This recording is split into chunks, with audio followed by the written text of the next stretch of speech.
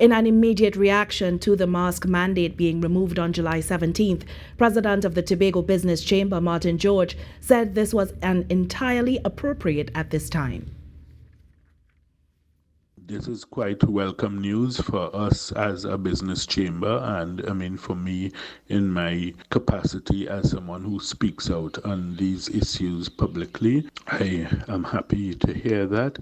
And of course, the voluntary nature of the mask wearing is really now up to individuals. You can continue to wear it if you wish, if you feel, for your own personal safety, but to mandate it to continue in public, I think we had reached a point where, it was becoming palpably absurd.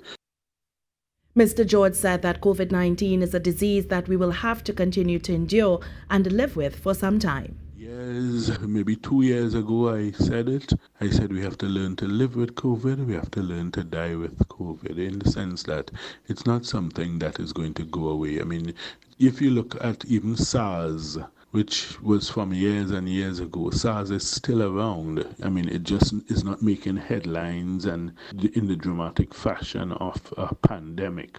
They will have their time in the spotlight, but move on as a society and, learn to just basically manage. Mr. George says the Tobago Chamber is calling on the public to keep up with all health and hygiene protocols learned and practiced during the pandemic. Tobago House of Assembly Secretary for Health, Wellness and Social Protection says the lifting of the mask mandate did not come as a surprise. Via voice recording, Dr. Faith B.Yisreal indicated the world is returning to pre-COVID normal operations, and Trinidad and Tobago has to do the same.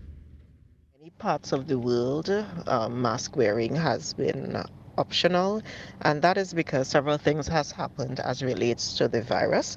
Quite a number of people have gathered immunity to COVID-19 that either happened because they were vaccinated or because they got COVID and gained natural immunity.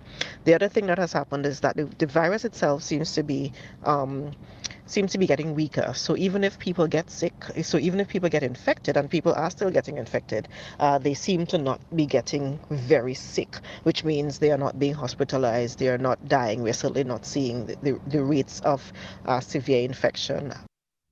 Dr. B.Yisreal also noted that she is welcoming the cautions outlined by the health minister, including wearing masks at health facilities or elderly care institutions. Because we're still seeing the individuals who are getting sick, who get infected and who are getting sick are still the ones with very old comorbidities and so forth. So we still need to protect those individuals, even though we seem to be shifting outside of the pandemic phase. The health secretary urged persons to continue to be careful, to continue washing hands, to social distance, and staying at home once exhibiting flu-like symptoms.